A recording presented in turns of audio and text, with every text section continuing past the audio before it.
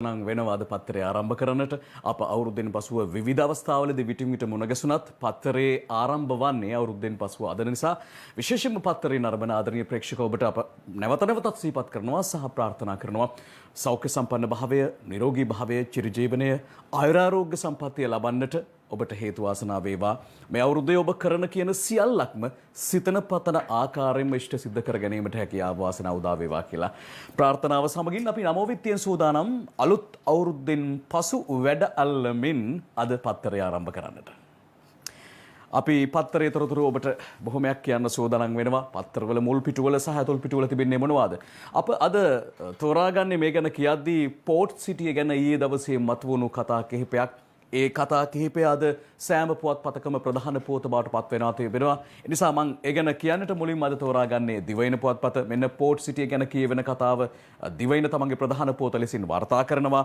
Port සිටිය තුල වෙනම නීතියක් ඊට එරෙහිව පෙත්සම් රැසක් AJA අබේනායක මේ පුවත වාර්තා කරනවා. දැන් මෙන්න මෙහෙමයි වැඩි විස්තර සමගින් වාර්තා කරන්නේ රජය විසින් මේ වන විට පාර්ලිමේන්තුවට ඉදිරිපත් කර ඇති කොළඹ වරාය නගර ආර්ථික කලාප විශේෂ කොමිෂන් සභා පනත් කෙටුම්පත අභියෝගයට ලක් කරමින් ගොනු කර ඇති විශේෂ පෙත්සම් ලබන 19 වෙනිදා අගවිනිසුරුවරයා ප්‍රමුඛ පංචපුද්ගල ශ්‍රේෂ්ඨාධිකරණ විනිසුරු මඩුලක් හමුවේදී කැඳවීමට නියමිත බව සඳහන් වෙනවා. එහිදී විවිධ පාර්ශවයන් මේ කොළඹ වරාය නගර ආශ්‍රිත කලාප විශේෂ කොමිෂන් සභා පනත් කෙටුම්පත අභියෝගයට ලක් කරමින් මේ පෙත්සම් ඊයේ දවසේදී ගොනු කර තිබෙන්නට යෙදෙනවා. මෙන්න මේ තත්ත්වය පිළිබඳව තමයි මෙලෙසින් වාර්තා කරන්නේ. ඔවුන්ගේ චෝදනාව සහ ඔවුන් මේ යෝජනා කර නැත්නම් ඔවුන් මේ පෙත්සම් තුලින් හඳුන්වා දෙන්නේ සඳහන් කරන්නේ මේ පෝට් සිටිය තුල මේ හරහා වෙනම නීතියක් ක්‍රියාත්මක වන බව. දැන් එය දිවයින වාර්තා කරපු ආකාරයයි ඔබ දැක්කේ පෝට් සිටිය ඡායාරූපයක් සමගින් අප යමු වෙනවා මව්බිමට. මව්බිමත් අද තෝරා ගන්න ප්‍රධාන පුවත බවට පත්වන්නේ මෙන්න මේ සිදුවීම. වරාය නගර පනතට එරෙහිව ශ්‍රේෂ්ඨාධිකරණයට පෙත්සම් 15ක් මේ පිළිබඳව කුමුදු උපුල්ශාන්ත වාර්තා කරනවා.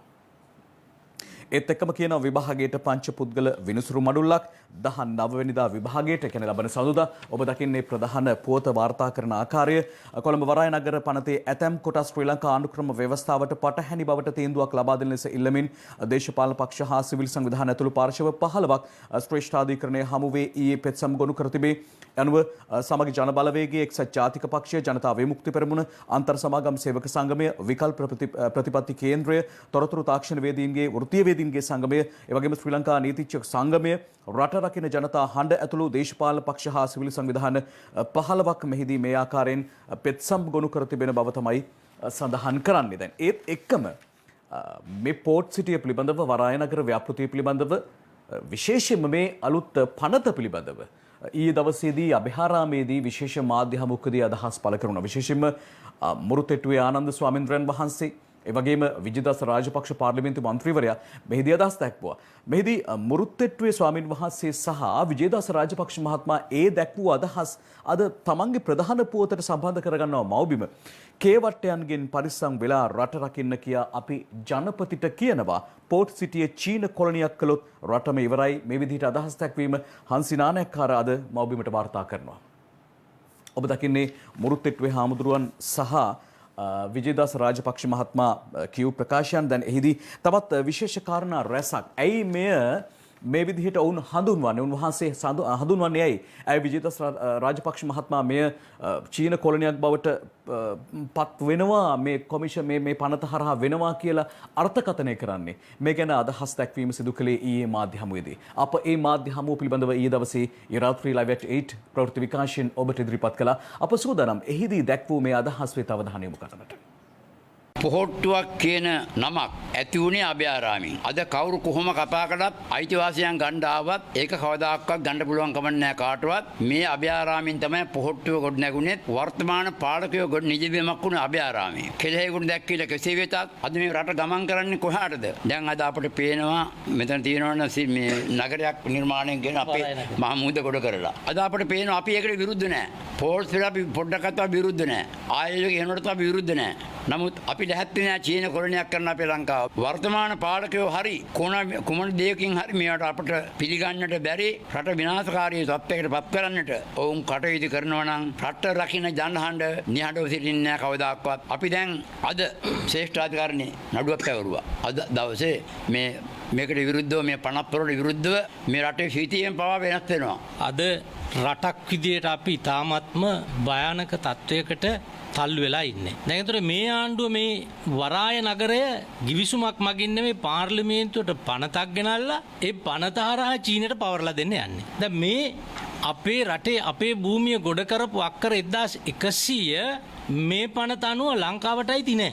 මේ පනත අනුව ඒක කොළඹ මහනගර සභාවට අයිති නෑ. මහනගර සභාවේ පාලනයෙන් තොරයි. මේ පනත අනුව ඒ අක්කර 1100ට වැඩි ප්‍රමාණය බස්නාහිර පළාතට අයිති නෑ. කොළඹ දිස්ත්‍රික්කයට අයිති නෑ. බස්නාහිර පළාත් සභාවට අයිති නෑ. ඒ හැම එකකින්ම මේක ඉවත් කරලා තියෙනවා. ඉවත් කරලා කොමිසමක් මගින් පාලනය කරන්න කියලා මේ පනතෙන් කොමිසමක් හදන්න යනවා. එතකොට ඒ හදන කොමිසම එක පාලනය කරන්නේ කාගේ උමනාව පරිදිද? ආයෝජකයා කියන ඒ චීන සමාගමේ අවශ්‍යතාවයන් සපුරලන්න. ඒ වගේම දේශීය ආදායම් පනත ඇතුළු මේ රටේ බදු අය කර ගැනීම සඳහා තිබෙන්නේ 54යි. ඒ 54ෙන්ම මේ කොටස මුදා හැරලා අපිට සතපාක්වත් බදු ගන්න බෑ.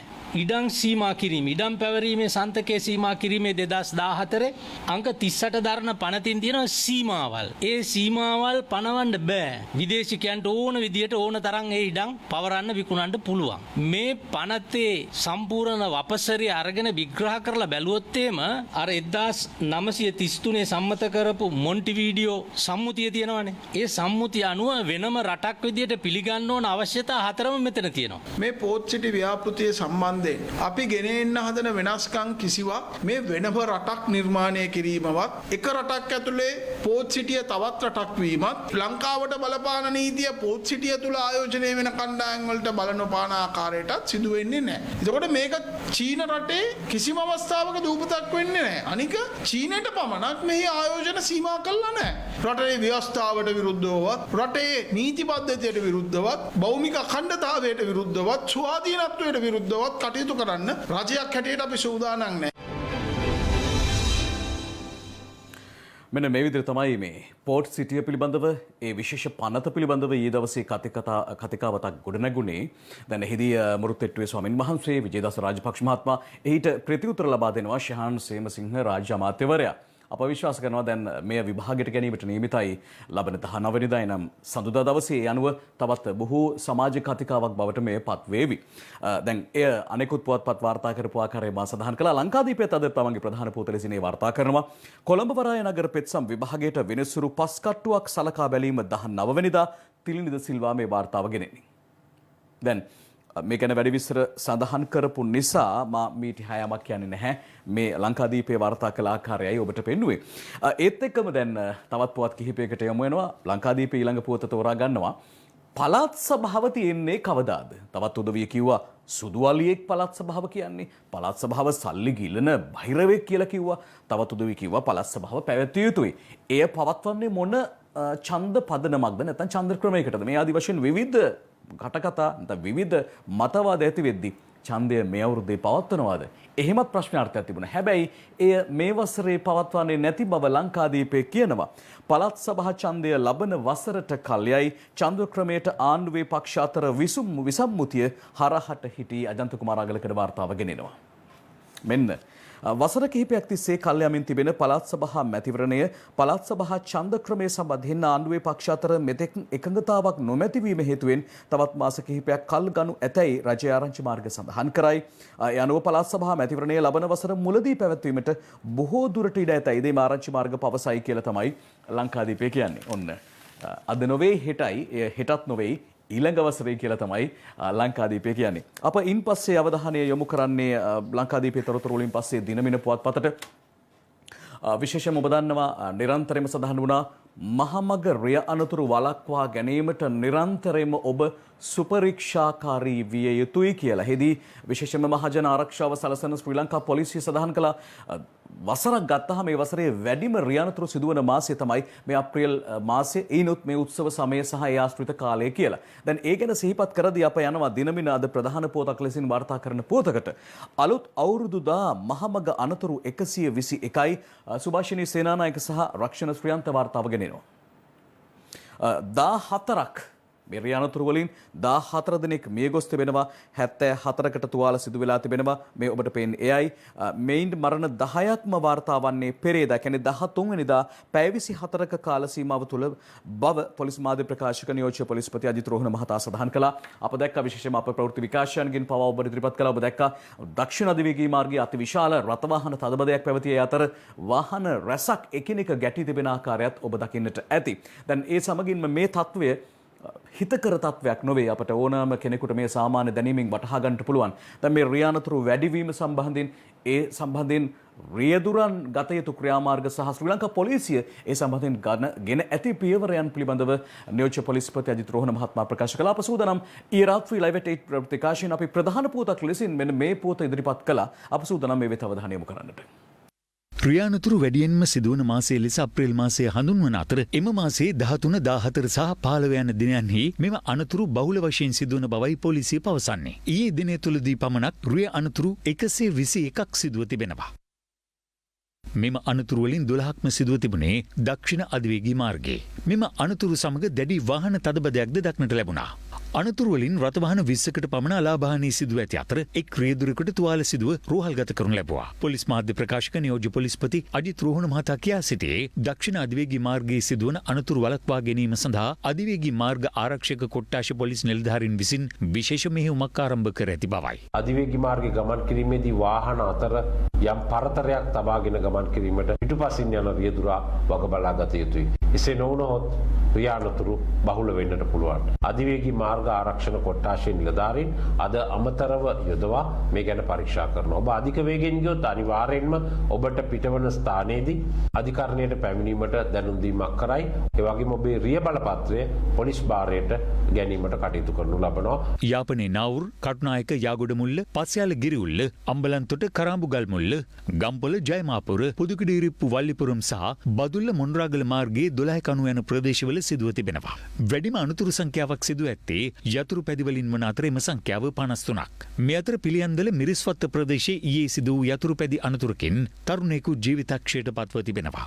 එමෙන්ම ගාල්ල බද්දේගම මාර්ගයේ හිරිබුරුවේ ප්‍රදේශයේදී මෝටර රථයක යතුරු පැදියක් ගැටී සිදු අනතුරකින් අඹුසැමියුලක් රෝහල්ගත කර තිබෙනවා. මේ කාලය තුළ බීමත් රියදුරන් 758 දෙනෙකු අත්අඩංගුවට ගැනීමට හැකි වූ බවයි පොලිස් මාධ්‍ය ප්‍රකාශක නියෝජ්‍ය පොලිස්පති අජිත් රෝහණ මහතා ප්‍රකාශ කළේ. මේ අතර අලුත් අවුරුදු සැමරුම් සිදු කරන අතරතුර පසුගිය දින දෙක ඇතුළත පුද්ගලයන් 309 දෙනෙකු විවිධ අනතුරු හේතුවෙන් කොළඹ ජාතික රෝහලට ඇතුළත් කර ඇති බවයි රෝහලේ නියෝජ්‍ය අධ්‍යක්ෂ වෛද්‍ය ප්‍රදීප් රත්නසේකර මහතා කියා සිටියේ. පසුගිය වර්ෂය සමග සංසන්දනය කර බැලීමේදී මේ අවුරුදු සමයේ 39කින් අනතුරු වැඩි වී තිබෙනවා. මහමග සිදු අනතුරු වලින් පුද්ගලයන් 77 දෙනෙක් සහ නිවසේ සිදු අනතුරු වලින් පුද්ගලයන් 73 දෙනෙකුට තුවාල සිදුව රෝහල්ගත කෙරුණා. එමෙන්ම හිංසන ක්‍රියා හේතුවෙන් පුද්ගලයන් 38 දෙනෙක් සහ ගිනිකිලි භාවිතයෙන් තවත් පුද්ගලයන් 90 දෙනෙකුට අනතුරු සිදුව කොළඹ ජාතික රෝහලට ඇතුළත් කර ඇති බවයි රෝහල් නියෝජ්‍ය අධ්‍යක්ෂවරයා කියා සිටියේ. මේ තමයි ඇතිව තිබෙන තත්ත්වය පිළිබඳව එය වළක්වා ගැනීමේ වගකීම සහ හැකියාව තිබෙන්නේ ඔබ මා සතු බවත් අප මෙහිදී ඉතාමත්ම කල්පනාකාරීව සිහිපත් කළ යුතුයි. අද ඉතාමත්ම විශේෂ කටයුත්තක් සිද්ධ වෙනවා. ඒ තමයි හුස්ම දෙනතුරු ජාතික රුක් රෝපණ වැඩසටහන. පරිසර අමාත්‍ය මහින්ද අමරවීර මහත්මයාගේ සංකල්පයක් සහ එතුමාගේ මෙහෙයවීමෙන් අවම වශයෙන් එතුමාගේ ඉල්ලීම පරිදි පැල ලක්ෂ 30ක්වත් ඉන්දන්නට අපි අපේ වචනෙන් කියනවා. රෝපණය කරන්නට හැමදෙනාම වග බලා ගන්නට කියන බොහොම කාරුණික ආයාචන එතුමා කළා. උදෑසන 6:40ට යෙදෙන සුබ නැකතට අනුව අපේ රටේ හරිතර පරිසරයක් නිර්මාණය කරන්නට මේ හුස්ම දෙනතුරු ජාතික රුක් රෝපණ වැඩසටහන ආරම්භ කරන්න හැම නිවසකම හැම ගෙවත්තකම එය ඉෂ්ට සිද්ධ කරන්න කියලා එතුමා ඉල්ලීමක් කළා. එතුමාගේ අඟුණකොළ පැලස්සේ නිවසේ තමයි මේ කරණාව ඉෂ්ට සිද්ධ කරන්නේ. ඒ අනුව මුළු ලංකාව පුරාම මෙය සිද්ධ වෙයි කියලා අප විශ්වාස කරනවා. දැන් මේ ගැන දිනමිනත් වාර්තා කරනවා මෙන්න මේ විදිහට. අලුත් අවුරුදු රුක් රෝපණ නැකත අදයි අගමැතිගෙන් පරිසර ඇමතිට සඳුන් පැලයක් බුද්ධිකා ඉඹුලාන මේ වාර්තාව ගෙනෙනවා. ඔබ දකිනවා මේ නැකතට පැලයක් බොහොම අපූර්ව සංකල්පයක්. අලුත් අවුරුදු ජාතික රුක් රෝපණ නැකත අද පෙරවරු 6:40ට නැගෙනහිර දිශාව බලා යෙදී තිබෙනවා. මේ දුර්ලභ නැකත සිංහල හා දෙමළ අලුත් අවුරුදු නැකත් සීට්ටුව සැකසීමේ විද්වත් කමිටුව විසින් අවුරුදු නැකත් සීට්ටුවට ඇතුළත් කර ඇත කියලා සඳහන් වෙනවා. දැන් මේ තත්ත්වය පිළිබඳව වාර්තා කරද්දී මේ දැන් උදාවන්නේ උදෑසන 6:40 ඒ සුබ නැකත සුබ හෝරාව අපේ රටේ හරිත පරිසරය නිර්මාණය කිරීමේ වගකීම සතු ඔබගේ අතින් ඉන්දන ඒ පැළය දවසක මේ මහා රුක් වියනක් බවට පත්වේවි. අප ඊයේ දවසේදී මේ පිළිබඳව සිහිපත් කළ Live at 8 ප්‍රවෘත්ති විකාශයෙන් අප සූදානම් මේ විශේෂ ප්‍රවෘත්තිය වෙත අවධානය යොමු කරන්නට. හුස්ම දෙනතුරු ජාතික රුක්රෝපණ වැඩසටහන ආරම්භ කිරීමට නියමිතයි. පෙරවරුවේ යෙදෙන සුබ නැකතට සිටුවීම සඳහා සුදු සඳුන් පැළයක් පරිසර අමාත්‍ය මහින්ද අමරවීර මහතාට අග්‍රාමාත්‍ය මහින්ද රාජපක්ෂ මහතා විසින් අද කාල්ටන් නිවසේදී ලබා දුන්නා. අලුත් අවුරුද්දේ නැකත් චාරිත්‍රයක් ලෙස පැළ සිටුවීමේ නැකතට පෙරවරු 6:40ට නැගෙනහිර බලා පැළයක් රෝපණය කරන ලෙස පරිසර අමාත්‍ය මහින්ද අමරවීර මහතා මහජනතාවගෙන් ඉල්ලීමක්ද කරනවා. මෙම චාරිත්‍රය ඉටු කිරීමේ ප්‍රධාන උත්සවය පරිසර අමාත්‍ය මහින්ද අමරවීර මහතාගේ ප්‍රධානත්වයෙන් අඟුණකොළ පැලසේ පිහිටි ඒ මහතාගේ නිවස කේන්ද්‍ර කරගනිමින් පැවැත්වීමට නියමිතයි. සිංහල හා හින්දු අලුත් අවුරුද්ද වෙනුවෙන් පැළ සිටුවන දිනය උදෑසන 6:40ට නැගෙනහිර දිසා බලා පැළ රෝපණය කිරීමට සියලුම දෙනාට ජ්‍යොතිෂ වේදිනුත් දැනුම් දී තිබෙන පරිදි කටයුතු කරන ලෙස ඉල්ලා සිටිනවා. මේ තුලින් අපි බලාපොරොත්තු වෙනවා රට පුරා පවුල් ලක්ෂ 53ක් තිබෙනවා. ලක්ෂ 30කවත් මේ පැළ සිටුවන වැඩපිළිවෙලට දායක වෙයි කියලා අපි විශ්වාස කරනවා. මේ රටේ පරිසර පද්ධතිය වැඩි දියුණු කර ගැනීමටත් ඒ වගේම ආදායමක් ලබා ගැනීමටත් මේක මහඟු අවස්ථාවක් බවට පත් වෙනවා. ඒ වගේම ජ්‍යොතිෂ වේදීන් කියන ආකාරයට මේ පැළ සිටුවීම තුළ පවුලට වාසනාව ගේන මේ නැකත ඉතාමත් වැදගත් බව සඳහන් වෙනවා. ඒ නිසා අපි සියලුම දෙනා මේ කටයුත්තට දායක වෙලා රට වෙනුවෙනුත් ඔබේ පවුල වෙනුවෙනුත් කටයුතු කරන්න. දුර්ලභ නැකතක් වන මේ නැකත් කාලය ප්‍රයෝජනට ගන්න අපේ රටේ පරිසරය ආරක්ෂා කර ගැනීම සඳහා ඔබේ දායකත්වය ලබා දෙන්න. ඉතාමත් වටිනා කියන කාරණාවක් දුර්ලභ නැකතක් නැකත් සීට්ටුවට විද්වත් කමිටුව ඇතුළත් කරනවා. ඒ අනුව මම හිතන්නේ ඒ ජාතික කර්තව්‍යයක් බවට පත්වේවි සහ පුංචි දරුවන්ට පවා මේ හරහා ලැබෙන පණිවිඩය අති විශාලයි. තමන්ගේ පුංචි දෑතින් මේ නැකතට පුළුවන් නම් මව්පියන්ට මේ පුංචි දෑතට දරුවන්ගේ අතට පැලයක් දී මෙන්න මේ පැලේ පුතේ පුංචි දුවේ පුතේ මේක පැල කරන්න දවසක ඔයා ලොකු වෙද්දී මේ ගහ මහා ලොකු ගහක් වෙයි. ඔයාට මහා සෙවණක් මේ ගහ ලබා දෙයි කියන පණිවිඩය දෙන්න පුළුවන් නම් පුංචි දරුවෝ මම හිතන්නේ ආදරෙන් ඒ කාරණාව කරයි. ඒ අනුව මම හිතන්නේ රටේ වන ඝනත්වය රටේ පරිසර ඝනත්වය ඉහළ නම් වනට ප්‍රධාන සාධකයක් වේ. විමාවට සඳහන් කළා පරිසර අමාත්‍ය මහින්දානන්ද අමරවීර මහත්මයා ඒ කාරුණික ආයාචනය කළේ එතුමාගේ නිවස අගුණකොළ පැලසේ භූමියෙහි ඒ ආකාරයෙන් ඒ කටයුතු ඉෂ්ට සිද්ධ වෙනවා. එහි රූදසුන් සමගින් අපට ලැබුණු විගස අප සෝදානම් ඒ කටයුත්ත සිදු වුණේ සුබ නැකතට කොහොමද කියන කාරණාවත් ඔබට පෙන්වන්නට. අප නැවතත් යොමු වෙනවා පත්තරේට. මා මේ ළඟට කියන්න හදන මේ සිදුවීම සැබවින්ම සානුකම්පිත සිදුවීමක් හද කම්පා කරවන කාරණාවක්. අලුත් අවුරුද්ද වනාහි තමන්ගේ හිතේ ආදරණීය හැඟුම් හිතමිත්‍රකම් වැඩි වෙන කාලයක්. ඒක අපට පුංචි කාලේ ඉඳන් අපේ ලේවලට එන්නත් කරලා තියෙන කියමනක්නේ. එතකොට ඒ කාලෙදී අප අසල්වැසියාට ආදරය කරනවා, ලෙන්ගතුකම් පානවා. ඒ වගේම අපේ වැඩහිටියන්ට සැලකීම අප වඩාත් හොඳින් ඉෂ්ට සිද්ධ කරන්නට කල්පනා කරනවා. අපේ මව්පියන්ට තෑගි බෝ දීලා දනනමා වැද නමස්කාර කරනවා, ආචාර කරනවා. ඒක තමයි ඇත්ත. හැබැයි අම්මා කෙනෙක් තමන්ගේ දෝනියෙන්දගේ හෝ තමන්ගේ මිනිපිරිගේ ගෙදරට ගියාම ගුටි කන්න වෙනවා නම් අවුරුද්ද හිම දේවල් වෙලා තියෙනවා. දෙවෙනි වාර්තා කරනවා හැම පුවතක්. මහලු නිවාසයෙන් අවුරුද්දට ගෙදර මවට හොඳටම ගහලා ඥාති පිරිසක් අතරංගුවට මෙන්න මේ පුවතයි ඔබට දැන් අප කියන්න සූදානම් වන්නේ.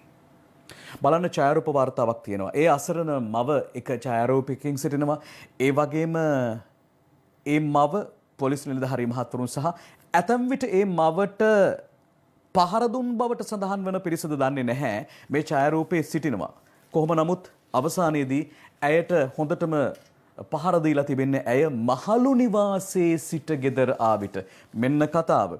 මහලු නිවාසයක ජීවත්ව ඇති 72 හැවිරිදි මවක සිංහල හා හින්දු අලුත් අවුරුද්දා පිටිගල පොලිස් වසමට අයත් ගොඩාමූණ ප්‍රදේශයේ පිහිටි ඥාති නිවසකට පැමිණි මොහොතේ ඥාති දරු මුණුපුරන් විසින් පහර දීම නිසා බරපතල තුවාල ලබා එල්පිටිය මූලික රෝහලට ඇතුළත් කර ඇත. මා සිද්ධිය තවත් කියන්නම් මේ හද කම්පාව කරන කාරණාවක් නිසා මේ අවුරුදු කටේ ගුණවතී කරුණාරත්න නැමැති මෙම වයෝවෘද්ධ මව ඇයගේ නැගණියගේ දියණියගේ නිවසට ගිය අතරේ එම නිවසේ සිටි ඥාති දියණිය හා දියණියගේ සැමියා මුණුපුරන් මෙලෙස ඇයට පහර දී බරපතල තුවාල සිදු කර තිබේ.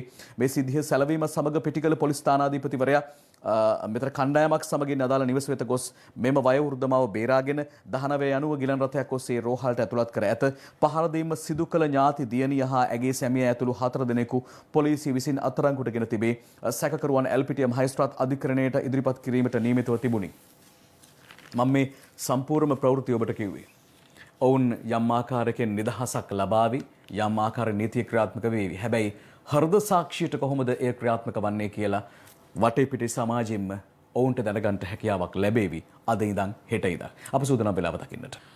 අලුත් අවුරුද්දට බඩු ටිකක් ගන්නට, අවුරුදු සමරන්නට අඩු ආදායම් ලාභීන්ට සමෘද්ධිලාභීන් ඇතුළු අඩු ආදායම් ලාභී පවුල්වලට රුපියල් 5000ක් දීමේ රජයේ යෝජනාව එය ක්‍රියාත්මක වුණා පසුගිය 12 වෙනිදා සහ 13 වෙනිදා. ඒ වගේම ඒ දවස් දෙකේදී මේ රුපියල් 5000 දීමනාව ලබාගත නොහැකි වූ කාණ්ඩ 7ක් මිට ඇතුළත් වෙනවා. ඒ අයට මේ ලබා ගන්නට මේ මුදල ලබා දෙන්නට මොනතරම් වෙහෙසක් දරුවාද කියන දේ අද දිනමින වාර්තා කරනවා. 5000 දෙන්න රුපියල් කෝටි 1500ක් පවුල් ලක්ෂ 30කට සහන සමන්මලී ප්‍රේශාන්ති මේ වාර්තාව ගෙනෙනවා. අඩු ආදායම් ලාභී පවුල් ලක්ෂ 30කට සිංහල හා දෙමළ අලුත් අවුරුද්ද වෙනුවෙන් රුපියල් 5000ක දීමනාව ගෙවීම සඳහා රාජ්‍ය රුපියල් කෝටි 1500ක් වැය කර තිබේ. ආර්ථික පුනර්ජීවනය සහ දරිද්‍රතාවය තුරන් කිරීමේ ජනාධිපති කාර්යසාධක බලකායේ සභාපති බැසිල් රාජපක්ෂ මහතාගේ ඉල්ලීමක් අනුව ජනාධිපති ගෝඨාභය රාජපක්ෂ මහත්මයා සහ අග්‍රාමාත්‍ය මහින්ද රාජපක්ෂ යන මහත්වරුන්ගේ උපදෙස් මත මේ විශේෂ අලුත් අවුරුදු දීමනාව නැත ගෙවීමේ කටයුතු අප්‍රේල් 11 වෙනිදා ආරම්භ කෙරෙනි කියලා තමයි සඳහන් වන්නේ. ඇතැම් ප්‍රවෘත්තික කියවන අය 12 වෙනිදා සිට තමයි ක්‍රියාවට නැංගුණේ කියලා. ඔය අතර ලංකාදීපයට යනවා. ලංකාදීපයේ මේ ගැන තවත් කාරණාවක් කියනවා. 5000 දීමනාව යලි ආරම්භයි, මුදල් බෙදීම අදින් අවසන් කියලා මේ කාරණාව ලංකාදීපේ වාර්තා කරනවා. දැන් මේ රුපියල් 5000 දීමනාව යලි ආරම්භුනේ ඊයේ දවසේ 15 වෙනිදා. ඒ වගේම මුදල් බෙදීම අදින් අවසන් කියලාත් ඔබ දකිනවා මෙහිදී මේ ශීර්ෂ පාඨයක් තිබෙනවා, වාර්තාවක් තියෙනවා. හැබැයි ඊයේ දවසේදී රාජ්‍ය අමාත්‍ය ශෙහාන් සේමසිංහ මහත්මයා කිව්වා ලබන 19 වෙනිදා වෙනකන් මේ සඳහා මේ මුදල් ලබා ගැනීමේ හැකියාව ඒ කාණ්ඩ 7ට අයත් අඩු ආදායම් ලාභීන්ට තිබෙනවා කියලා. කොහොම නමුත් මේ මුදල් බෙදීම අවසන් වෙන්නේ අද කියලා තමයි ලංකාදීපේ වාර්තා කරන්නේ. ඔය අතර තවත් ලංකාදීපේම පුවතකට යමු වෙනවා. අවුරුදු සතියේ අධිවේගී ආදායම කෝටි 21ක් බවයි ඉන් කියවෙන්නේ. අපි කිව්වා අධිවේගී දක්ෂිණ අධිවේගී මාර්ගය ඇතුළු විශේෂයෙන්ම දක්ෂිණ අධිවේගී මාර්ගයේ දැඩි රථ වාහන තදබදයක් තිබුණා කියලා අවුරුද්දෙන් පස්සේ නෑගම් යන්නට ගම්බිම් බලා යන්නට මේ ආදී වශයෙන් බොහෝ පිරිසක් දක්ෂිණ අධිවේගී මාර්ගය ඇතුළු අධිවේගී මාර්ග භාවිත කළා. ඔය අතර මෙන්න කල් මරේ ඒ අනුව ආදායම වැඩි වුණා කියන කාරණාව තමයි ඒ සිද්ධිය තමයි අද දවසේදී මෙලෙසින් ලංකාදීපේ වාර්තා කරන්නේ. ඉන් පස්සේ අපි අවධානය යොමු කරනවා දිවයින පුවත්පතට. දිවයින පුවත්පතේ තොරතුරු කියන්නට සූදානම් වෙනවා. දැන් එහිදී සඳහන් වුණේ අධිවේගී මාර්ගයේ ආදායම ගැන. මේ කියන්න හදන්නේ සතොස් ආදායම ගැන. සතොසට කෝටි 275ක වාර්තාගත ආදායමක් අනුර බාලසූරියයි වාර්තා කරන්නේ. මෙන්න ඒ ආදායමත් වැඩි කරගෙන තියෙනවා. ඒ ගැනයි මේ කියන්නේ. වැඩි ආදායමක් ලබන්නට සතොසට හැකියාව ලැබී තිබෙනවා. මෙවර අලුත් අවුරුදු උත්සව සමයේ අප්‍රේල් 1 වෙනිදා සිට 13 වෙනිදා දක්වා සති දෙකක කාලයේදී සතොස මේ විදිහට රුපියල් කෝටි 275ක වාර්තාගත ආදායමක් උපයා ඇති බව වෙළඳ අමාත්‍යාංශය පවසනවා. මෙය මීට පෙර වසරවලට වඩා 40%ක පමණ වර්ධනයක් බවයි අමාත්‍යාංශය කියන්නේ. මම හිතන්නේ රාජ්‍ය ආයතනයක් ලෙසින් මේ සතොස ලාභ ලැබීම පිළිබඳව රටේ පුරවැසියන් විදිහට අපට සතුටක් ඇති වෙනවා. එය 40%ක වර්ධනයක් පෙන්නුම් කර ඇති බව කියදී ඉතාම සාධනීය කාරණාවක්. මේ තත්ත්වයේ දිගින් දිගටම ආණ්ඩු මාරුණත් සතොසේ ඒ ලාභාංශ මාරු නොවන ආකාරයට පවත්වා ගන්නට පුළුවන් නම් අන්න රටේ දියුණුව, අන්න සතොසේ දියුණුව අපි එහෙම අනාගතයක් තමයි බලාපොරොත්තු වෙන්නේ. බලාපොරොත්තුෙන් ඇස් තල්වාගෙන ඉන්න. අපි අවධානය යොමු කරනවා නැවතත් දිනමින ජාතික පුවත්පතට තවත් තොරතුරු කියනවා. එහෙම සතොසේ ආදායම වැඩි වෙද්දී තවත් තැනක ආදායම වැඩි වෙලා තිබෙනවා. කොහෙද? අවුරුදු ගනුදෙනු වලින් මැදවච්චිය ග්‍රාමීය බැංකුවලට කෝටි 27ක තැන්පතු ලැබිලා හිඳෝගම සමූහ වාර්තාකරු මේ වාර්තාව දිනමිනට ගෙනෙනවා. මෙන්න එය තවත් තවත් වාර්තාවක් මැදවච්චිය විවිධ සේවා සම්පකාර සමිතිය යටතේ ක්‍රියාත්මක කරන ග්‍රාමීය බැංකු 14ක් මගින් මෙවර අලුත් අවුරුද්දේ ගනුදෙනු කිරීමේ නැකතේදී රුපියල් කෝටි 27කට වඩා වැඩි තැන්පතු ප්‍රමාණයක් හිමි කර ගැනීමට සමත්ව තිබේ කියලායි සඳහන් කරන්නේ. මම හිතන්නේ විශේෂම ග්‍රාමීය බැංකු ඒ ආදී වශයෙන් මේ මැදවච්චිය වගේ කලාපයක අනුරාධපුර දිස්ත්‍රික්කයේ ඉහළින් පිහිටි මැදවච්චිය වගේ ප්‍රාදේශීය ලේකම් කොට්ටාශයක ග්‍රාමීය බැංකු මේ ආකාරයෙන් තැන්පතු ලබා ගන්නවා කියන්නේ එයත් අර වගේම තමයි කල්ලමරය කියලා තමයි කියන්න තියෙන්නේ. අවධානය යොමු කරන්නේ දිවයින පුවත්පතට තවත් තොරතුරු කියද්දී විශේෂයෙන්ම අද ප්‍රධාන ඡායාරූපයටයි දිවයින අවධානය යොමු කරන්නේ. එහිදී වැඩ ඇල්ලීම ආහාර අනුභව කොට ගනුදෙනු කොට වැඩ ඇල්ලීමේ නැකත යෙදුණා. ඒ අවස්ථාවේදී ජනාධිපතිවරයා සහ අග්‍රාමාත්‍යවරයා ඒ නැකතේ ඒ කටයුතු ඉෂ්ට සිද්ධ කළේ කෙසේද? අද දිවයින ප්‍රධාන ඡායාරූපය අපි බලමු. එයයි ඒ ගැන කියන්නේ.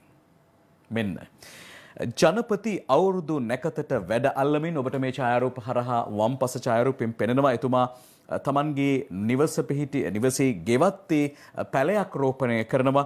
ජනාධිපති ගෝඨාභය රාජපක්ෂ මහතා මිරිහානේ පිහිටි සිය නිවසේදී සිංහල අලුත් අවුරුදු චාරිත්‍රවලට එක්වෙමින් වැඩ ඇල්ලීමේ නැකතට පැලයක් රෝපණය කළ අයුරු.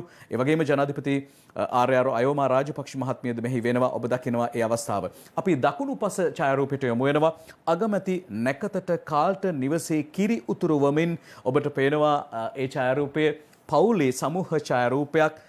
විශේෂයෙන්ම අග්‍රාමාත්‍ය මහින්ද රාජපක්ෂ මහත්මයා ආදරණීය මුණුපුරෙක් සමගින් ඈත වාඩි වී ඉන්නවා. ඒ වගේම ශ්‍රීරන්ති රාජපක්ෂ මහත්මිය තමන්ගේ පුතුන්ගේ විවාහක බිරිඳවරුන් සමගින් ලේලිවරුන් සමගින් මේ කිරි ඉතිරිවීමේ කටයුතු සිද්ධ කරනවා. හෙළකුල සිරිතට මුල් තැන දෙමින් වැඩ ඇල්ලීමේ නැකතට ගනුදෙනු කරන ආකාරය තමයි අප ඒ ආකාරයෙන් දකින්නේ. අද දිවයින ප්‍රධාන ඡායාරූපයයි අප උපුටා ගත්තේ. ඒ සමගින්ම අප අවධානය යොමු කරන්නේ මව්බිම් පුවත්පතට. එහි තොරතුරු කියන්ට සූදානම් වෙනවා. විශේෂ මව්බිම් පුවත්පතේ කියන තොරතුරුත් අතර නැකත් ගැන කතා කරද්දී අප අවධානය යොමු කරනවා තවත් කාරණාවකට. එහිදී කියන්න හදන විශේෂ පුවත් කිහිපයක්ම තිබෙනවා. තොරතුරු කිහිපයක්ම තිබෙනවා. අපි බලමු එහිදී විශේෂයෙන්ම සඳහන් කරන්නට ඕන මොකක්ද කියලා. දැන් ඒ කිව්වේ නැකත් ගැන. තවත් කෙනෙක් බලාගෙන ඉන්නවා නැකතක් එනකන්. ඒ නැකත වැඩ ඇල්ලීමේ නැකත, හිසතෙල් ගෑමේ නැකත නොවේ. මොකක්ද? පාර්ලිමේන්තු ඒමේ නැකත, පාර්ලිමේන්තුවට ඒමට නියමිත නැකත. කවුද එහෙම බලන් ඉන්නේ? අද මව්බිම කියනවා එජාපෙන් රනිල් මැතිසබේට තවම නොනගතේ වගේ කියලා තමයි එතුමා කියලා තියෙන්නේ.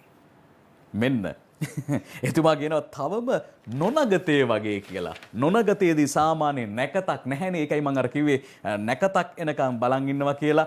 එතුමා කියන කාරණාව 2020 මහ මැතිවරණයේදී එක්සත් ජාතික පක්ෂයට හිමි වූ ජාතික ලැයිස්තු මන්ත්‍රී ධුරය සඳහා එක්සත් ජාතික පක්ෂයේ නායක රනිල් වික්‍රමසිංහ මහතා නම් කර ඇතැයි පක්ෂයේ සභාපති වජිර අබේවර්ධන මහත්මයා පසුගිය දවසක සඳහන් කළා. ඔහු මේ බව ප්‍රකාශ කළේ ගාල්ල ප්‍රදේශයේ පැවති මාධ්‍ය හමුවකදී.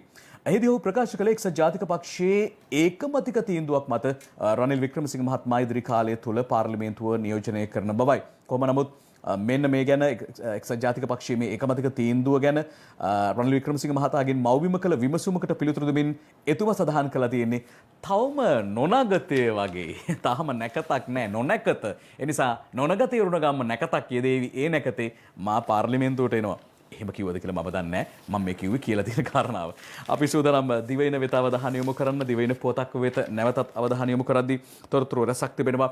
ශ්‍රී ලංකාවේ මුදලට රුපියලට සාපේක්ෂව ඩොලරේ ඉහළ යාම නැත්නම් රුපියලේ ප්‍රමාණය දිනෙන් දින ක්‍රමක්‍රමයෙන් අවප්‍රමාණය වීම පිළිබඳව කතා කළා. දැන් ඩොලරයක මිල කීයද? මෙන්න වාර්තා ඉතිහාසයේ වාර්තාගත ඉහළ මගේ වාර්තා කරනවා. ඩොලරයේ රුපියල් 204 පනී ශාම්නුවන් ගණේවත් මේ වාර්තාව ගෙනෙන්නේ. දැන් ඔබ දන්නවා මේ ගැන විශේෂයෙන්ම මේ ආර්ථික තත්ත්වයන් පිළිබඳව අවධානයෙන් සිටිනවා නම් ශ්‍රී ලංකා ඉතිහාසයේ ප්‍රථම වතාවට ඇමරිකානු ඩොලරයක අගය ඊයේ රුපියල් 204 ඉක්මවා ගියේය. ඒ අනුව ඊයේ ශ්‍රී ලංකා මහ බැංකුව විසින් නිකුත් කර ලද නවතම විනිමය අනුපාත අගයන් අනුව ඇමරිකානු ඩොලරයක විකුණුම් අගය රුපියල් 204.62ක් දක්වා ඉහළ ගියායි කියන කාරණාව තමයි සඳහන් කරන්නේ. දැන් ඒ ගැන එහෙම කියද්දී අපි විශේෂයෙන්ම සිහිපත් කරනවා ඔය අතර චීන සංවර්ධන බැංකුවෙන් අමරිකානු ඩොලර් මිලියන 500ක මුදලක් බැර වෙනවා ශ්‍රී ලංකා ආණ්ඩුවට මෙන්න මේ තත්ත්වය සමනය කරගන්නට. ඒ පිළිබඳව ඊ දවසේදී රාජ්‍ය අමාත්‍ය අජිත් නිවාඩ් කබ්‍රාල් මහත්මයා ප්‍රකාශ කළා මේ හරහා ශ්‍රී ලංකාවේ රුපියල ශක්තිමත් වේවි, මේ ආර්ථිකය නැවතත් ප්‍රතිෂ්ඨාපනය කිරීමට හැකියාවක් ලැබේවි කියලා. අප නැවතත් අවධානය යොමු කරනවා දිවයිනට තවත් පුවත් කිහිපයක් තිබෙනවා. මේ ඊටමත් අනුවේදනීය කාරණාවක්, සංවේදී කාරණාවක්. වේලි ඔයේ නාන්න ගිය පියපුතු අතුරුදන් ප්‍රදීප් ප්‍රසන්න සමරකෝන් වාර්තාව ගෙනෙනවා. හල්දුමුල්ල කළුපහන පාලම් දෙක ප්‍රදේශයේ වේලි ඔයේ දියනාමින් සිටි සිව් දෙනෙකුගෙන් එකම පවුලේ පියපුතු දෙදෙනෙකු ඊයේ පස්වරුවේ දියේ ගිලී අතුරුදන් වී ඇතැයි හල්දුමුල්ල පොලිසිය පවසයි කියලයි මේ ගැන වාර්තා කරන. විශේෂයෙන්ම ඔවුන් දියනාමෙන් සිටින අතරතුර හදිසියේ පැමිණි ජල කඳකට, හදිසියේ පැමිණි ජල පහරකට හසුවීමෙන් තමයි මේ පියපුතු දෙපළ ගසාගෙන ගොස් තිබෙන්නේ, නැත්නම් අතුරුදන් වී තිබෙන්නේ. ඒ අවස්ථාවේදී ඉහළ ප්‍රදේශයට දැහැළුණු ධාරානිපාත වර්ෂාවත් එක්ක මේ හදිසි ජල ගැල්මක්, හදිසි ජල පහරක් කියලා කියන්න පුළුවන් මේ ජල පහරට හසු වෙලා තිබෙන්නේ. නිසා අපි නිරන්තරයෙන්ම සිහිපත් කරනවා ඇතැම් විට තමන් දියනාදී මොහොතේදී ඉතාමත්ම නිසසල දියක් තියෙන්නට පුළුවන් මේ සව්වේ. හැබැයි හදිසියේ ඇතිවන මේ කාලගුණික විපර්යාසයන් සහ වෙනස්කම් හමුවේ මේ ජලධාරිතාවෙන් ඉහළ යනවා.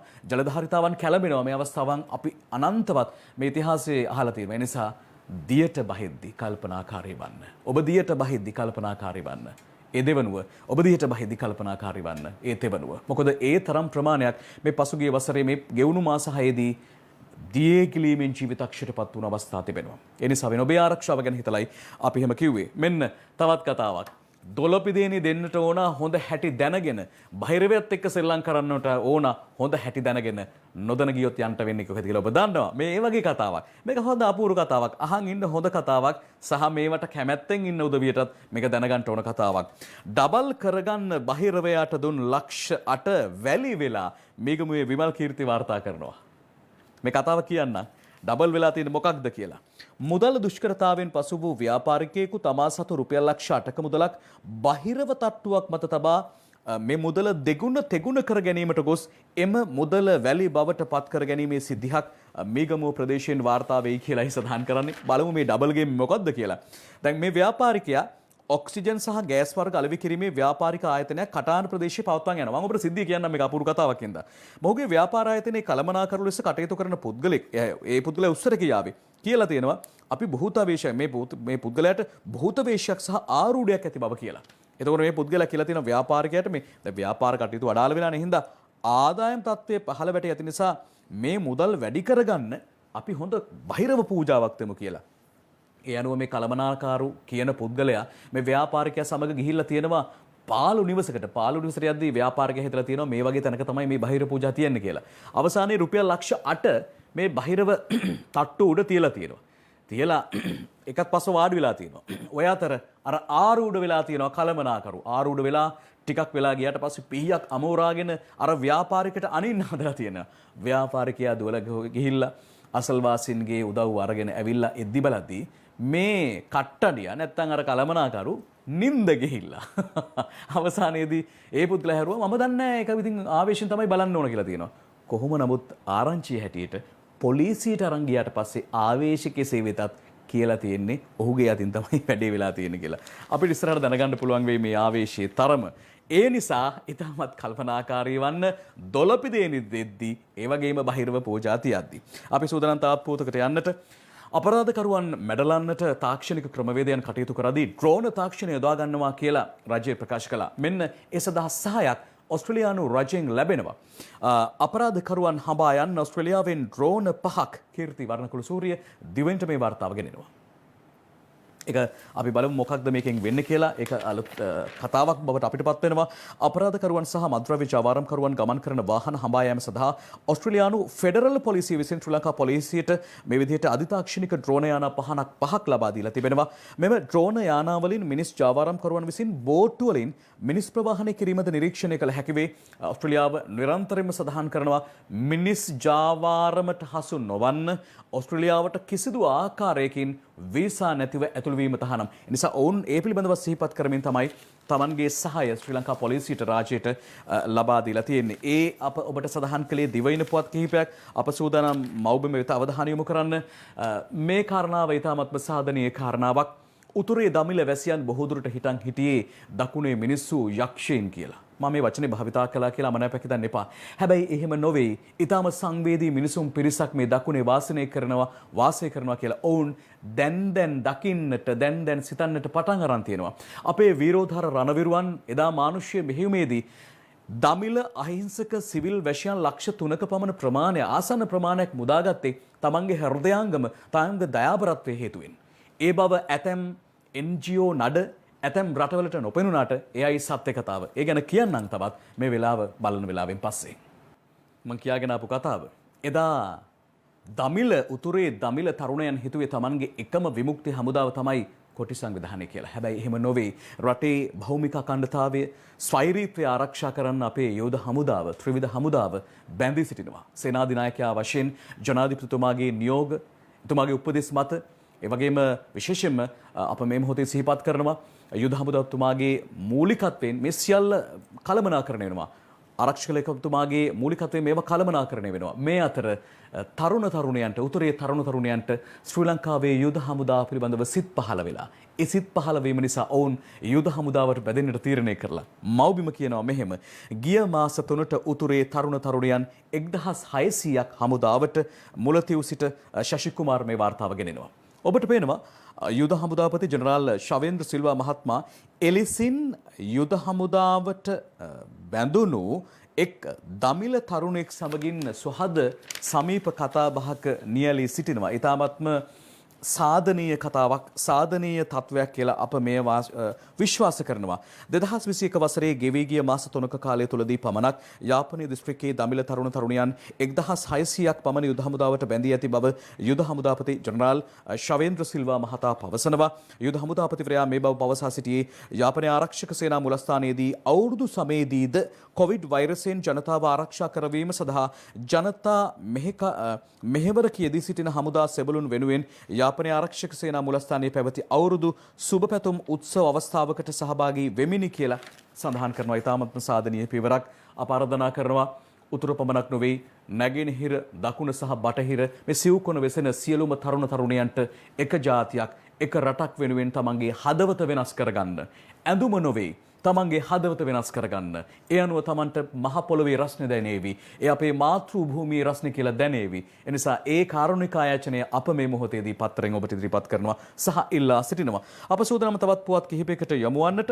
ඒ අතර මෙන්න මෙහෙම සඳහනක් තිබෙනවා. ඔබ දැක්කා පසුගිය දවසක ශ්‍රී ලංකා ගුවන් හමුදාවේ සෙබලෙක් ඉන්දියාව දක්වා පිහිනා මේ පෝක් සමුද්‍ර සංද්‍රිය තරණය කොට වාර්තාවක් පිහිටනවා. මෙන්න ඒ හරහා ඔහුට ලැබුණු විශේෂ පිළිගැනීම මහසයුර ජයගත ගුවන් විරුවාට උසස් වීමක් කීර්ති මෙන්ඩිස් මේ වාර්තාව ගෙනෙනවා.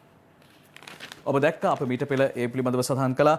නවාසියානු හා ශ්‍රී ලංකා වාර්තාවක් පිහිටපු ශ්‍රී ලංකා ගුවන් හමුදාවේ නායක ගුවන් භට රොෂාන් අබේසුන්දර ගුවන් හමුදාපති එයා මාර්ෂල් සුදර්ශන පතිරණ මහතා විසින් කෝප්‍රල තනතුරට ඊයේ උසස් කරනු ලැබීය. ගුවන් හමුදා මුලස්ථානයේදී පැවති උත්සවයකදී ගුවන් හමුදාපතිවරයා විසින් මේ තනතුර ඒ රොෂාන් වෙත නැතන් ඒ අභිහිත තරුණයා නැතන් ගුවන් නිලධාරියා වෙත පිරිනැමුවායි කියන කාරණාව තමයි සඳහන් කරන්නේ. 1971 වසරේ කුමාර් ආනන්දන් විසින් පැය 51කදී නිම කරමින් තබා තිබූ ආසියානු වාර්තාව තමයි මේ නායක ගුවන් භට රොෂාන් අබේසුන්දර විසින් පැය 28යි විනාඩි 19 තත්පර 43කදී අභිබවා යමින් නව ආසියානු වාර්තාවක්, නව ශ්‍රී ලංකා වාර්තාවක් පිහිටුවන්නේ. ඔහුට අපගේ උණුසුම් සුබපැතුම් පල කරනවා. විශේෂයෙන්ම ගුවන් හමුදාවේ කීර්තිය අභිමානය ඉහළට නංවන්නට තමන්ගේ ශක්තිය ධෛර්යය කැපකිරීම වෙනුවෙන් අප සූදානම් කෙටි විරාමයක් සඳහා මේ මොහොතේ ප්‍රධාන පාලක මැදිරියට යොමු වන්නට.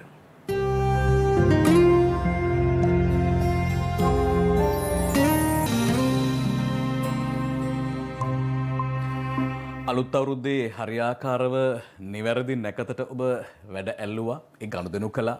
ඒ වගේම අනෙකුත් චාරිත්‍ර ඉෂ්ට කළා කියලා අප විශ්වාස කරනවා. මම කියන්න හදන්නේ අවුරුද්දක් ගෙවිලා යද්දී, අලුත් අවුරුද්ද ගෙවිලා යද්දී එළඹෙන ප්‍රධානතම තවත් නැකතක් තියෙනවා. නැකත් තුලානුව. ඒ තමයි හිසතෙල් ගෑමේ නැකත. මෙන්න ලංකාදීපයට අපි යන්නේ. හිසතෙල් ගෑමේ ජාතික උළෙල හෙට විද්‍යාලංකාර පිරිවෙනේදී බව ලංකාදීප කියනවා. එකයි අපි දැන් බලන්නේ. ඩයනා උදයන්ගේ වාර්තාව ගෙනෙන්නේ හිසතෙල් ගෑමේ රාජ්‍ය උත්සවයේ ජනාධිපති ගෝඨාභය රාජපක්ෂ මහත්මයා සහ අග්‍රාමාත්‍ය මහින්ද රාජපක්ෂ යන මහත්වරුන්ගේ ප්‍රධානත්වයෙන් පෑලියගොඩ විද්‍යාලංකාර පිරිවෙනේදී හිට යෙදෙන සුබ මොහොතින් පැවැත්වෙනවා. මෙවර අලුත් අවුරුදු උත්සවය නැත්නම් අලුත් අවුරුදු හිසතෙල් ගෑමේ නැකත යෙදී තිබෙන්නේ හෙට පෙරවරු 7:16ට. ඒ අනුව තමයි මේ නැකත වෙනුවෙන් මේ කටයුතු ඉෂ්ට සිද්ධ වෙන්නේ කියලා සඳහන් කරනවා. ඔය අතර අප විශේෂම අපේ රටේ ආරක්ෂාව වෙනුවෙන් ජාතික ආරක්ෂාව වෙනුවෙන් මේ අන්තවාදී සංවිධාන තහනම් කිරීමට පසුගියදා පීවර ගත්තා. ලංකාදීපය මේ පිළිබඳව සඳහන් කරනවා මේ ගැසට්ටුව නිකුත් වුණා. අන්තවාදී සංවිධාන 11ක් තහනම් කිරීමේ ගැසට්ටුව නිකුත් වෙයි ලංකාදීපයයි වාර්තා කරන්නේ. ඒකෙන් විශේෂයෙන්ම අප මීට පෙරත් ඒ පිළිබඳව සඳහන් කළා. රංජන් කස්තුරි මෙන්න මෙහෙම වාර්තා කරනවා. ත්‍රස්තවාදයේ වැළැක්වීමේ පනත යටතේ මුස්ලිම් අන්තවාදී සංවිධාන 11ක් තහනම් කිරීම සඳහා වන අතිවිශේෂ ගැසට් නිවේදනයකුත් නිකුත් කර තිබේ. ජනාධිපති ගෝඨාභය රාජපක්ෂ මහතාගේ අත්සනින් යුතු එම අතිවිශේෂ ගැසට් නිවේදනයට අනුව තහනම් සංවිධානවල තහනම නොතකා ක්‍රියා කරන පුද්ගලයෙකු වරදකරුවෙකු වුවහොත් ඔහුට බස්නාහිර පළාතේ මහාධිකරණය මගින් වසර 20කට නොඅඩු කාලයක් බන්ධනාගාරගත කිරීමේ දණ්ඩනයට යටත් විය යුතුයි කියලා සඳහන් කරනවා. ඒ සංවිධාන මොනවාද කියන කාරණාවත් එක්ක අපි පසුගිය දවසක Live at 8 ප්‍රතිවිකාශනයේ වැඩි විස්තර සමගින් ගැන වාර්තා කළා. ඒ වගේම සෑම පුවත්පතක් මේ ගැන වාර්තා කරලා තිබුණා. එහෙම වද්දී රාමසාන උපවාසය ආරම්භුණා. ඒ ගැනත් ලංකාදීපේ වාර්තා කරනවා. ඒ ගැන කියද්දී ඉස්ලාම් භක්තිකයන් මහත් භක්තියෙන් සිදු කරනු ලබන රාමසාන් උපවාසයේ පෙරේදා ඒ කියන්නේ 14 වෙනිදා අවුරුදු දවසේ ආරම්භ කෙරුණා. රාමසාන් උපවාස කාලයේ මාසයක් පුරා පවතින අතර ඉස්ලාම් බැතිමත් වූ දිනකට පැය 16කට ආසන්න කාලයක් කෑම බීම අතහැර එම කාලය තුල ආගමික කටයුතු වල නිරත වෙති කියලා සඳහන් කරනවා. ඒ වගේම රාමසාන් උපවාස කාලයේදී ඔවුහු දුගී මගී යාචකාදීන්ට දානමාන මිල මුදල් පරිත්‍යාග කිරීමද විශේෂත්වයක් බව ලංකාදීපයේ සිහිපත් කරලා දෙනවා. ඔවුන් විශේෂම සමරන මේ රාමසාන උපවාස කාලය පිළිබඳව. ඉන් පස්සේ අවධානය යොමු කරනවා අපි හිතවතුනි මව්බිමට. මව්බිමෙන් තොරතුරු කිහිපයක් ඔබට කියන්න සූදානම් වන්නේ. එෙහිදී වංචාවක් ගැන තමයි අපිට කියන්න ලැබෙන්නේ. එහෙම කියන්න හේතුව ඒක එහෙම තමයි වාර්තා කරන්නේ. කෝටි 3ක කරුංකා ඉන්දියාවට කරකවන්න හැදූ රේගු ලොක්කා අල්ලයි. මව්බිමට කීර්ති මෙන්ඩිස් සහ කොළඹ ජයසිංහ වාර්තාව ගෙනෙනවා. මෙන්න රේගු ලොක්කෙක් තමයි එතන ඉඳලා තියෙන්නේ. රේගු ලොක්කෙක්. බලමු ඒ ගැන කොහොමද කියන්නේ කියලා. ඉන්දුනීසියාවෙන් මෙරටට ගෙන්වන ලද රුපියල් මිලියන 300කට ආසන්න කරුංකා තොගයක් මෙරට නිෂ්පාදිත කරුංකා බවට අඟවමින් ව්‍යාජ ලේඛන සකස් කළ බව කියන සහකාර රේගු අධිකාරීවරයෙකු රහස් පොලිසිය විසින් අත්අඩංගුවට ගෙන ඇත. මෙලෙස එම කරුංකා ශ්‍රී ලංකාවේ නිෂ්පාදිත ඒවා බව ව්‍යාජ ලේඛන සකස් කොට යලි ඉන්දියාවට ප්‍රතිඅපනයනය කරන්නට සූදානම් කර තිබී ඇත. මේ පිළිබඳව ලැබූ පැමිණිල්ලක් මත අපරාධ පරීක්ෂණ දෙපාර්තමේන්තුවේ මූල අපරාධ විමර්ශන ඒකකයේ පසුගිය වසරේ අගෝස්තු සැප්තැම්බර් හා ඔක්තෝබර් යන මාස 3 පුළුල් විමර්ශනයකට ලක්කට තිබෙනවා. ඒ අනුව තමයි මෙන්න මේ රේගු ලොක්කාව අල්ලන්ට පුළුවන්කමක් ලැබලා තියෙන්නේ. ඒ ගැන එහෙම කියනවා, ඒ ගැන වැඩි විස්තර කියන්නේ නැහැ. ඒක ඒ අය හරියට බලා ගන්න ඕන. ඒ සමගින්ම අප අවධානය යොමු කරන තවත් පුවතකට මේ තත්ත්වය පිළිබඳ වඩාත් ගැඹුරින් සෞඛ්‍ය අංශ අවධානය යොමු කළ යුතුයි. අප මීට පෙරත් මේ ගැන පත්‍රනුත් කිව්වා, අපිට හොඳට මතකයි. පිළිකා රෝගීන්ට අවශ්‍ය ඖෂධ වර්ග 18ක් මාස 8කින් මෙරටට ගෙන්වා නැහැ. සවනිශේෂ ආදී මේ ගැන වාර්තා කරනවා.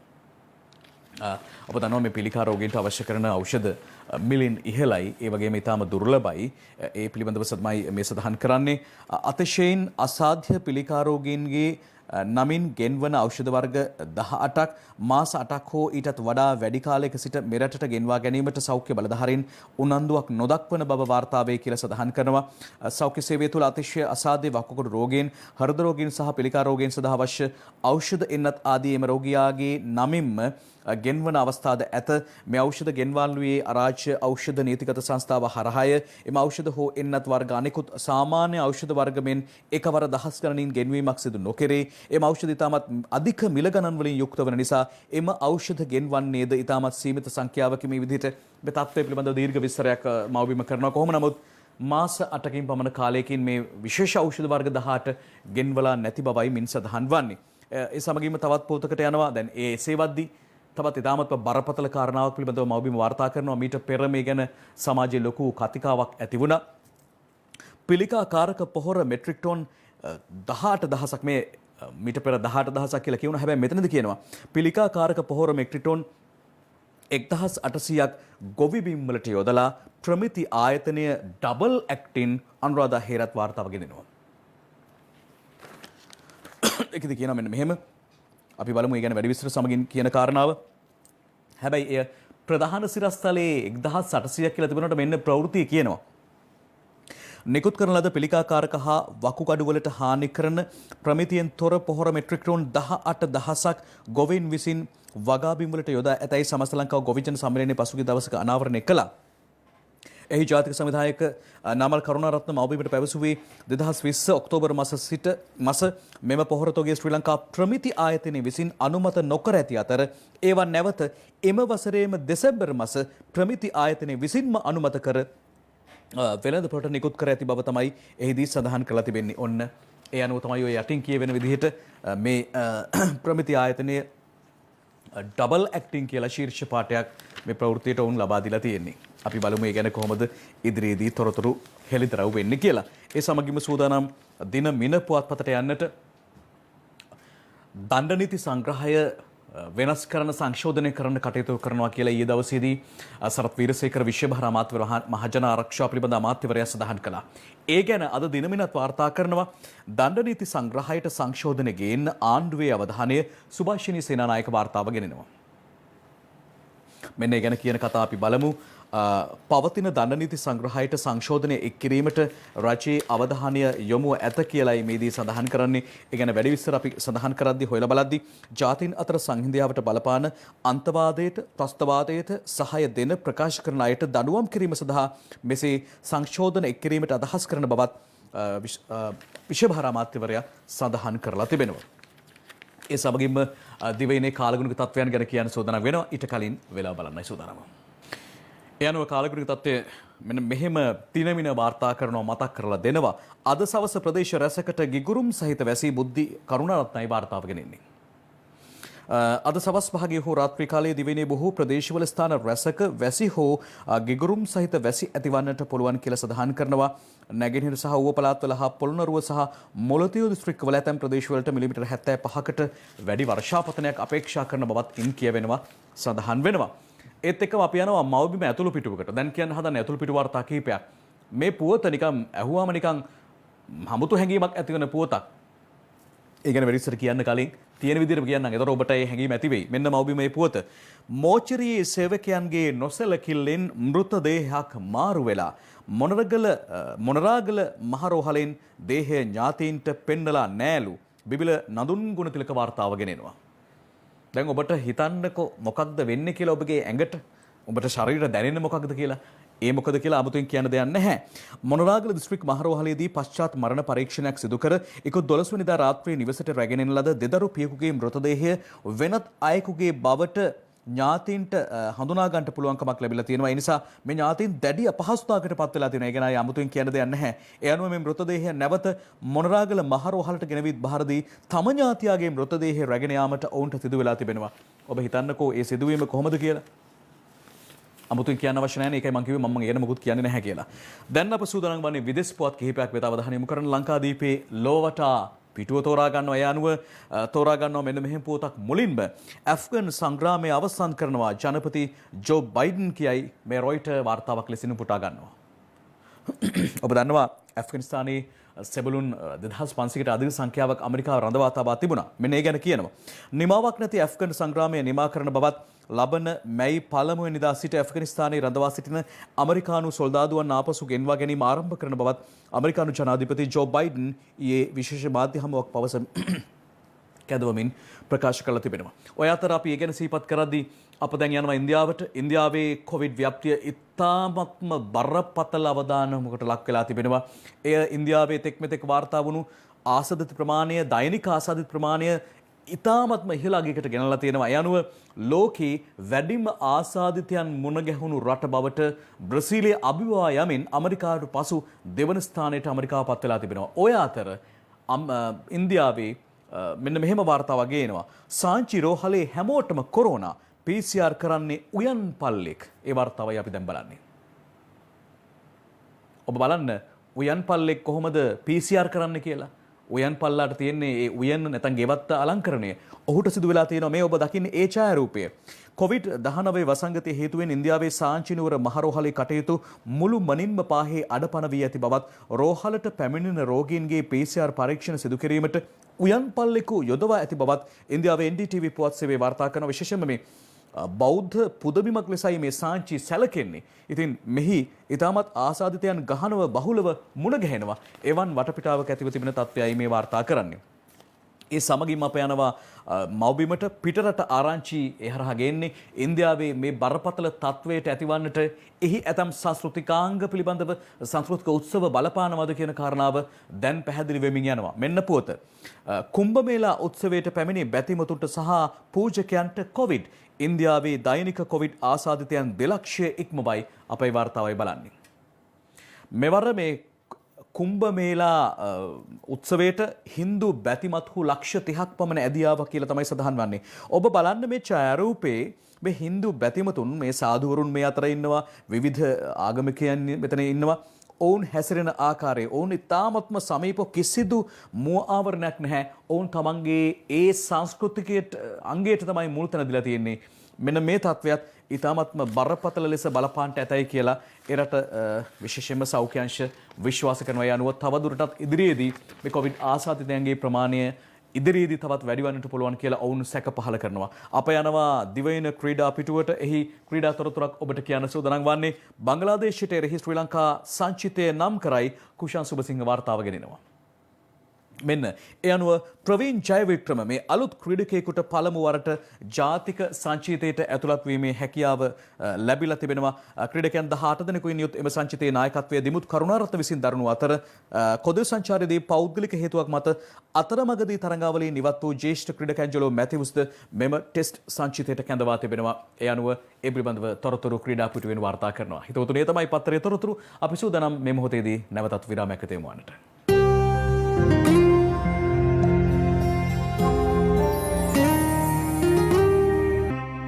හුස්ම දෙනතුරු ජාතික රුක්රෝපණ වැඩසටහන උදෑසන 6:40ට යෙදුණු සුබ මොහොතින් ආරම්භ වුණා.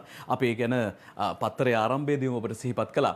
අද දවසේදී මූලික කටයුත්ත පරිසර අමාත්‍ය මහින්ද අමරවීර මහත්මයාගේ ප්‍රධානත්වයෙන් එතුමාගේ අගුණකොළ පැලැස්සේ පිහිටි නිවසේදී ඉෂ්ට සිද්ධ වුණා. විශේෂයෙන්ම ලක්ෂ 30ක් ජනතාවට කාරුණිකව ආයාචනා කර සිටියා මේ අද මේ සුබ නැකතට මෙලෙසින් මේ පැල සිටවෙමු කියලා, හුස්ම දෙනතුරු ජාතික වැඩසටහනට සවියක් වෙමු කියලා. ඔය අතර ඊ දවසේදී අග්‍රාමාත්‍ය මහින්ද රාජපක්ෂ මහත්මයාගේ සුරතින් සඳුන් පැලයක් පරිසර අමාත්‍යවරයා වෙත බහර දෙනවා. මෙන්න මේ සඳුන් පැලේ තමයි අද උදෑසන 6:40ට යෙදුණු සුබ මොහොතින් පරිසර අමාත්‍යවරයා පැල කරන්නේ, නැත්නම් රෝපණය කරන්නේ. අප සූදානම් මේ අවස්ථාවේ ඉෂ්ට සිද්ධ වුණු කාරණා පිළිබඳව දැන් අවධානය යොමු කරන්නට. මේ ඔබ දකින්නේ ඒ චාරිත්‍ර වතාවත් ඉටු කිරීමට ප්‍රථමයෙන් සිදු කෙරුණු අංගයන්. හෙළ කුල සිරිතට අනුව තමයි මේ සියල්ලක්ම සිදු වුණේ. මේ ඔබ දකින්නේ ඒ සුබ නැකතට විද්වත් මණ්ඩලය විසින් නැකත් සීට්ටුවට ඇතුළත් කරන්නට යෙදුණු ඒ සුබ සිරිතට නැත්නම් සුබ නැකතට අනුව මේ සඳුන් පැලය රෝපණය කරන ආකාරය හුස්ම දෙනතුරු ඉතාමත්ම වටිනා අර්ථාන්විත නමක්. ඒ නාමය වගේම ක්‍රියාවත් අර්ථාන්විතයි. එය සිදු වුණු ආකාරය තමයි අප ඒ ආකාරයෙන් දුටුවේ. දැන් අපි සූදානම් මෙන්න මේ විදිහට පොඩ්ඩක් අවධානය යොමු කරමින් කාටුන් වෙත අවධානය යොමු කරන්න. වෙනදා නම් කාටුන් බලන්නේ. අපි නමුත් ජාතික කර්තව්‍යයක් පිළිබඳව අවධානය යොමු කළේ. කාටුන් බලද්දී මුලින්ම මතක් කරන්න ඕන සාමාන්‍යයෙන් අලුත් අවුරුදු නැක සීට්ටුවේදී කියනවා නවසඳ බැලීම. නවසඳ බලද්දී අපි ඒකට වෙලාවක් තියෙනවා. අපි මුලින්ම ඔබට පෙන්නනවා අංජලි ඉන්ද්‍රිත්ගේ නවසඳ බැලීමේ කාටුනය. මෙන්න නවසඳ බැලීමේ ඒ නැකතට සාමාන්‍ය ජනතාවට අහස දිහා බලලා නවසඳ බලද්දී පේන්නේ මොකද්ද? බඩු මිල. ඒක දැකපු සාමාන්‍ය ජනතාවට තරු විසි වෙනවා. ඔන්න නවසඳ බැලීමේ අද කාලේ නවසඳ බලන විදිහ. ඔය අතර අප සූදානම් අංජනගේ කාටුන් බලන්නට. මගෝඩිස් එක්ක අංජන කතාවක්. මෙන්න අවුරුදු කෑමට පස්සේ තමයි සෑර් කල්පනා වුණේ. ඒ මොකද්ද බං? අහනවා මගෝඩිස්. එතකොට අංජන කියනවා අවුරුද්දෙන් පස්සේ කන්න ඕන කියලා. අවුරුද්දෙන් පස්සේ කන්න ඕන කියලා මතක් වුණේ ඊට පස්සේ. ඒත් එක්කම අංජනගේම කියලා වැඩක් නැහැ. බලන්නම ඕන. මේකෙත් ඉන්නවා මගෝඩිස් එක්ක අංජන. මෙන්න මගෝඩිස් ඉන්නවා අත් දෙක පිටිපස්සට කරන් බෙදන්. අංජන යනවා ළඟට. අංජන කියනවා මගෝඩිස් කොයියට මෙහෙම. මෙදා පාර අවුරුදු උත්සවයට තිබුණේ සැඟවුණු අමුත්තා සෙවීමේ තරංගය, සැඟවුණු මල සෙවීමේ තරංගය නෙවෙයි. ඒ වෙනුවට වෙන තරංග දෙකක්. එතකොට හරි මගෝඩිස්ට ප්‍රහේලිකාවක්. මගෝඩිස් අහනවා මොකක්ද බං ඒ තරංග? එතකොට අංජන කියනවා රුපියල් 100ට අඩුවෙන් හාල් සෙවීමේ තරංගය විෂ නැති පොල් තෙල් සෙවීමේ තරංගය තමයි තියෙන්නේ. ඒක තමයි තිබුණේ කියලා. අලුත්ම තරංග දෙකක්. ඔය සමගින්ම අපි බලන්න හදනවා අප දන්නවා සාමාන්‍යයෙන් අවුරුදු උළෙලවල කනා මුට්ටියට පහර දෙන අවස්ථාව. බලන්නකෝ දෙවියන් සිට දිවට අදින කාටුනේ. මෙන්න කණෙක් ඉන්නවා මේ කනාගේ දැස් වහලා උඩින් ටිකක් පේනවදෝ මන් දන්නේ. වැරෙන් පොල් පිත්තකින් පහර දෙන්නයි හදන්නේ. මොකක්ද? පොල් තෙල් නැමැති මුට්ටියයි තියෙන්නේ. අද මුට්ටිය වෙනුවට පොල් තෙල් බෝතලයක් තියෙන්නේ. පහර දෙන්න හදන්නේ කවුද කියලා හොඳටම S2 යොමු කරලා බලන්න ඔබට පෙනේවි. විපක්ෂ නායකතුමා වගේ පේන්නේ. ඔය අතර තවත් කෙනෙක් කනා මුට්ටියට පහර දෙන්න හදනවා. ඒක බලන්න අපි දාසනි කාටුනේ බලන්න ඕන. මෙන්න ඒකෙත් එල්ලලා තියෙනවා මුට්ටියක්. මේ මුට්ටිය මොනවද තියෙන්නේ? ජාතික ලැයිස්තු මන්ත්‍රීකම දැන් අර සාමාන්‍යයෙන් කනා මුට්ටියට පහර දෙන්නේ පොල්ලකින්නේ. බලන්න අතේ තියෙන්නේ මොකක්ද කියලා. හෙන්ඩුවෙන් අර ජාතික ලැයිස්තු මන්ත්‍රීකම නැමැති මුට්ටියට පහර දෙන්න හදන්නේ කවුද? රනිල් වික්‍රමසිංහ මහත්මයා. ඔන්න අවුරුදු උත්සවවලට සහභාගී වෙලා තියෙනවා. ඒ මහත්තැන්ලා එහෙමයි තියෙන්නේ. අපි සූදානම් ඊළඟට ශ්‍රීකාන්තගේ ශ්‍රී දූපත වෙත අවධානය යොමු කරන්න. මගෝඩිස් ඉන්නවා. අද ඒත් එකම ශ්‍රීකාන්ත ඇවිල්ලා ඉන්නවා. මෙන්න කතාව. හාමතේන ජනතාවට අවුරුදු ජය නෑ කියලා සජිත් කියනවා බං. මගෝඩිස් එහෙම කියනවා. එතකොට ශ්‍රීකාන්ත කියනවා ඇත්තනේ සර් ජනතාවට හාමතේ හිටපු තරමට ජය වෙන්නේ විපක්ෂයටනේ. වෙනම කතාවක් ශ්‍රීකාන්ත කියන්නේ. ඔය අතර MD වීරරත්නගේ ප්‍රධාන කාටුනයයි අපි මව්බිමෙන් බලන්නේ. කොහාව අපට ඇහෙන්නේ අවුරුදු සමේ කොහේ ඉඳන් කොහා කෑ ගහද්දි අපිට හිතෙනවා අවුරුදු දෙනවා කියලා. මෙදා පාර කොහා පොඩි චණ්ඩි වැඩක් කරලා මෙන්න බලන්නකෝ කොහෝ කියන ගමන් මේ කොහා අනේ අර අහිංසක MD වීරරත්නගේ ඇඳිවත උස්සගෙන යනවා. අමුඩ කෙටියත් අරගෙන මේ කොහා පස්සේ MD වීරරත්න පන්නනවා. මේ කොහා මේ අවුරුද්ද කරලා තියෙන වැඩේ බලන්නකෝ. ඇඳිවතත් ගලවගෙන ගිහිල්ලා. ඔය අතර අපි බලන්න හදන්නේ තවත් කාටුනයක් ඊට කලින් වෙලා බලනවා. තිස්ස හේවාවිස්සගේ හිනාවැස්ස කාටුනේ බලන්න ඕන. ඒකේ තියෙනවා තව අමුතු කතාවක්. මෙන්න මගෝඩිස් කෙනෙක් ගමට ගිහිල්ලා. පේනවනේ කතරේ ගහලා වාහනේ යනවා. ඔය අතර පැත්තක ඉන්න තිස්සට මෙන්න මෙහෙම කියවෙනවා. අලුත් අවුරුද්ද කන්න ගමට ආ මැතිතුමා හෙන්චයියෝ පිරිවරා පචහලයි මැතිතුමා ගම්මුන්ට හිනාවෙයි කැරට් දෙයි මැතිතුමා ඔන්න දැන් නගර වෙත පියාඹයි මැතිතුමා. ඔන්න තිස්සට හිතුන හැටි ඒ මැතිතුමාව දැක්කට පස්සේ ඔය අතර අපි දැන් බලන්නේ සුජීවගේ විගඩම් පැදිපෙළ. මගෝඩිස් කෙනෙක් තලු මරමර මේ කෑම මේසට වාඩි වෙලා හොඳට ආහාර ගන්නවා. කෑම කනවා නෙමෙයි කෑම උලා කනවා. ඔන්න විගඩම් කැදි පැදිපෙළ. මිල අඩුවෙන් ලැබෙන්නේ වැඩිපුර බදුය. උඹලට අවුරුද්ද දින දෙකකට පොදුය. නැත අඩු පාඩුවක් සුරලෝකය බඳුය.